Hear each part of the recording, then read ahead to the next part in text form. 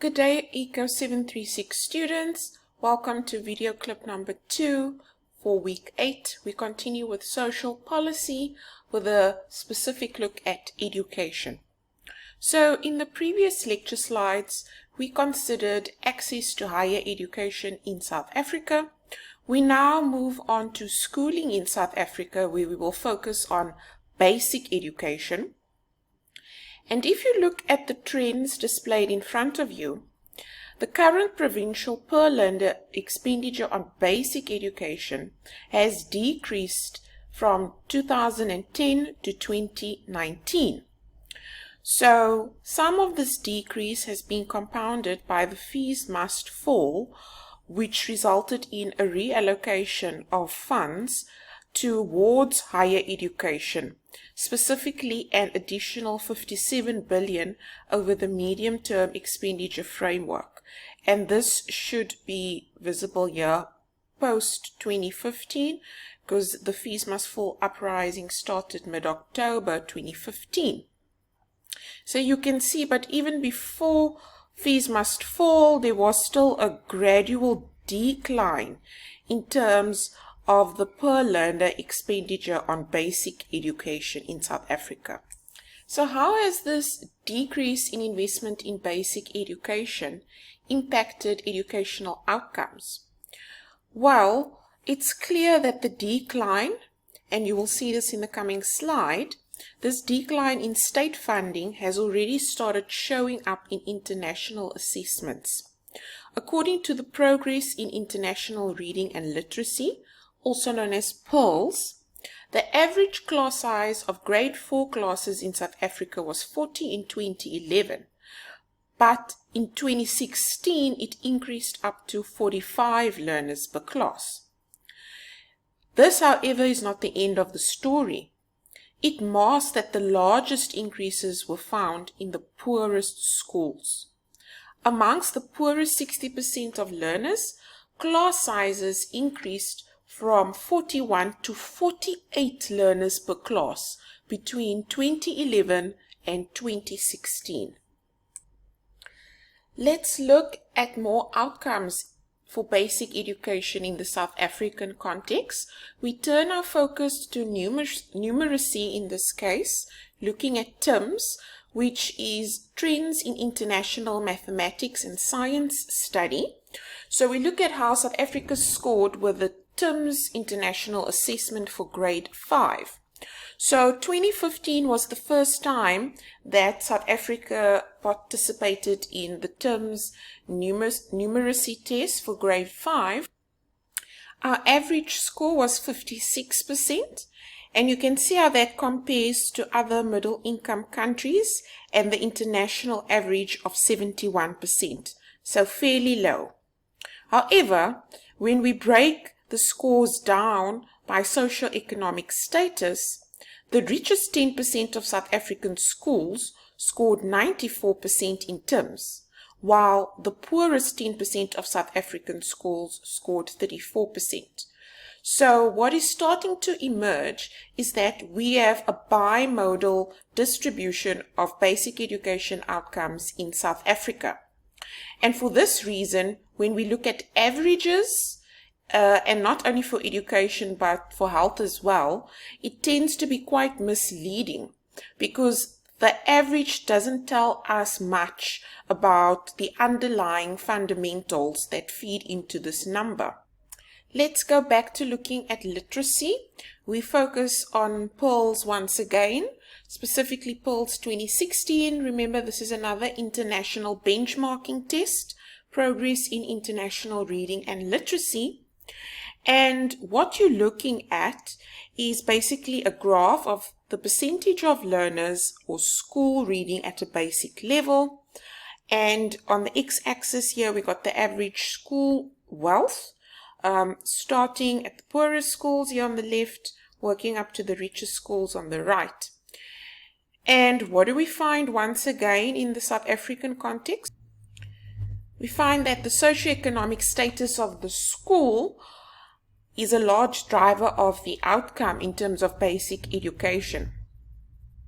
When looking at PIRLS 2016, Only 20 of 293 schools where 70% or more learners in the class could learn to read at a basic level.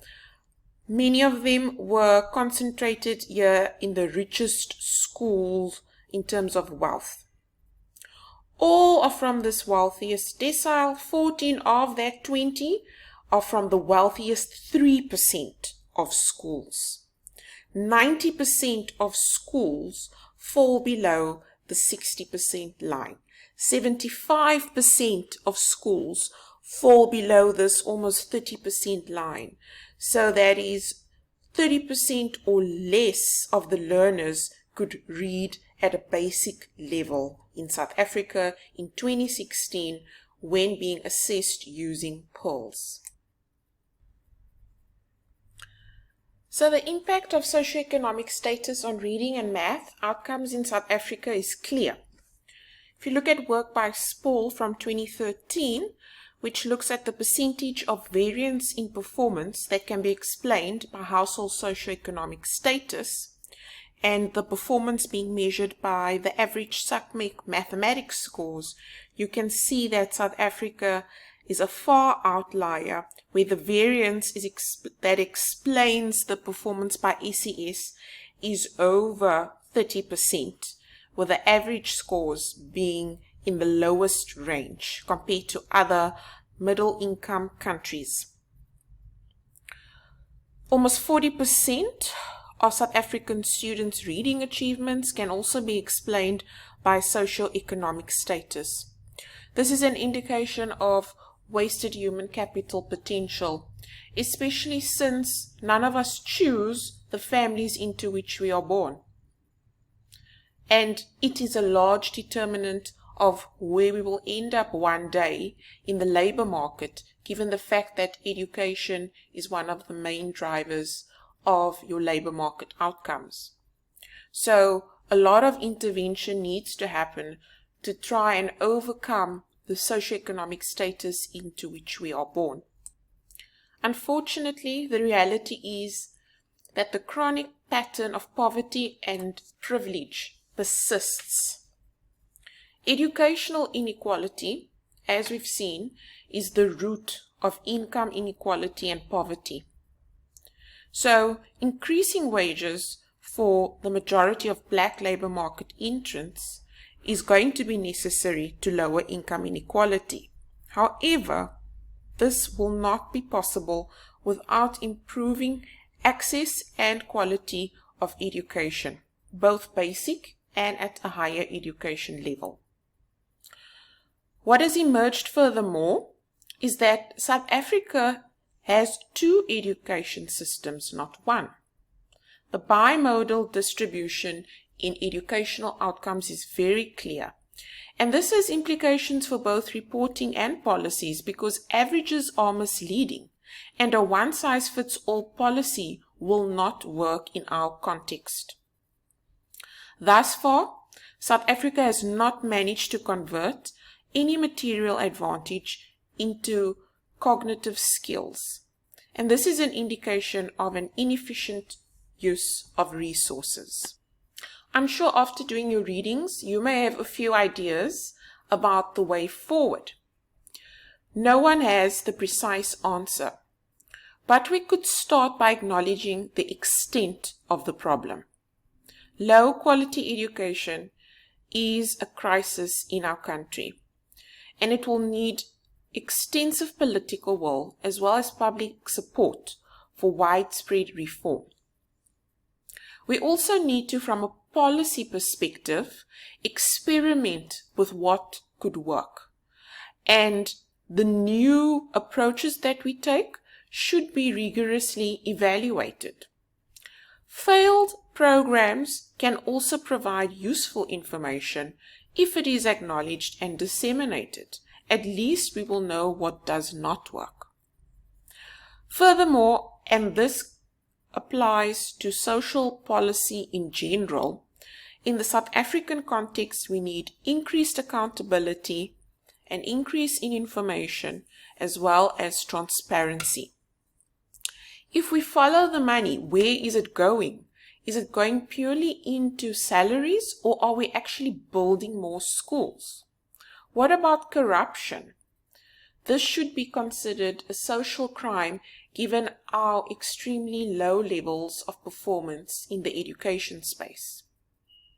In addition, parents also need to be empowered with information that is accessible to them and easily understood, so that where possible, they can provide the necessary support to students. And that's it for today.